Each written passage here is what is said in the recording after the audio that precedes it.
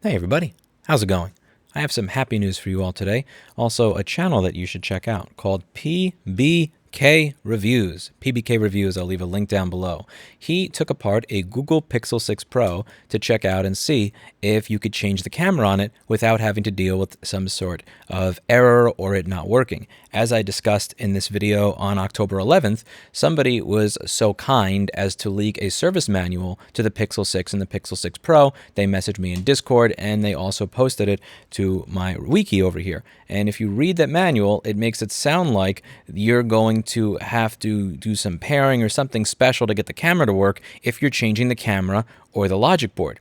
This is highly concerning, whether it's Apple making it so that you need to change your camera or with the manufacturer to get the camera to work, or whether you need to change your screen with them or Face ID doesn't work due to serialized components, or whether it's Samsung taking part in some of the exact same practices just a year ago. It really kind of sucks when you see more and more companies go down the road of serialization.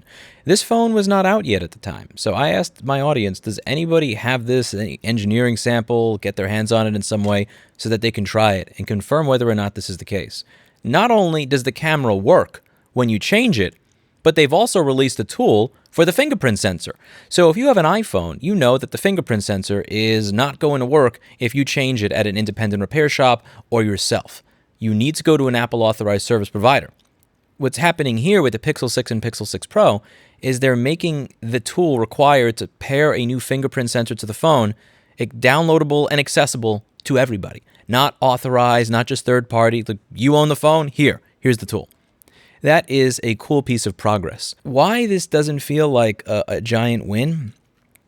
I think it just has to do with, maybe I'm just becoming black-pilled in general, to be honest with you. And I know I'm supposed to be happy and excited in this video. I guess the reason I'm not is just what qualifies as a win nowadays. The adhesive on the battery is actually more difficult than the one in prior phones. Much less a removable battery. You're not getting a removable battery. Not getting a headphone jack. You're not getting, you can't ask them for a schematic to the board if you want to do repairs on the board. The charge port is soldered to the device. But the camera is not serialized in a way that disables your ability to change it. It makes me wonder, am I celebrating moving forward or am I just celebrating not moving backwards? Like, this is good news, but honestly, how do I put this? It's only good news in this really, really shitty timeline that I just kind of want to drag to the recycle bin and right-click and hit empty on. It's kind of like, hey, you're now allowed to open your business without getting arrested for disobeying a lockdown order. Or, hey, are you looking to buy a house? Well, good news. Homes are no longer going up in price 15 to 20% per year, with people engaging in bidding wars paying 50 to 100K over asking price. I mean, it's only in winter of 2021 that this is actually good news. Like, hey, if you want to replace the camera on your phone, the service manual that someone leaked before it came out said you wouldn't be able to do that, but you actually can when it comes out. If we didn't live in a timeline where companies like Samsung were serializing the screens and Apple was serializing everything, that would not be a piece of good news. That wouldn't be news. That would just be, that's what we expect. And as good as this is, and honestly, as much props as I will give Google for releasing the software to allow you to repair a new fingerprint sensor to the phone, that's freaking awesome, and they should get credit for that. How low are we setting the bar? We celebrate. You know what I want to be worthy of an announcement? Do you know what I want to be good news? The news that Framework released a new repairable phone, where if you want the schematic to the board, they'll give it to you. Where if you need to replace chips on it, you can buy them from the manufacturers of those chips, where the battery is user removable, where they sell the parts on their website to the phone, where the phone is not put together in a manner where the average user is likely to completely destroy it while they're opening it, and that's put together in a manner where not only is it have a user removable battery, but is actually liquid resistant, where they respect your right to repair in every single way possible, and they're not using stronger adhesive on this year's battery than last year's. That's what I'd like to get up here and actually talk about as, wow, this is amazing news. Not like, oh, by the way, this service manual that somebody leaked, which makes it seem like you will not be able to replace the camera, same as an iPhone. Yeah, they must have meant that about something else. Or maybe they changed their mind prior to it being released because people were talking about it. I know that the right thing to do would be to sit here and hey everybody, how's it going? And put on a fake smile for it, but I just don't have it in me to do that right now. I want to say thank you to the gentleman at PBK Reviews for doing this teardown. And I also want to say thank you to the person who may or may not have been risking his job in leaking this service manual over here that gave cause for concern that components were going to be serialized. You never know. Maybe this was something that was never going to actually happen all along, or maybe it kind of was, and they just changed something before it was released because people were talking about it. Now, you have to think about this with Error 53.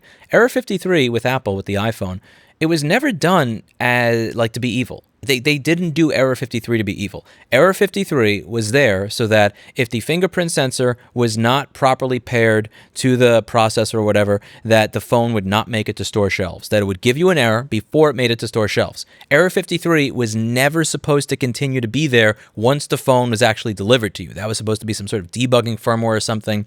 And it went on for over a year. And when people complained about it, it never really made its way back to the engineering team so that they could say, LOL, my bad, that wasn't supposed to be there.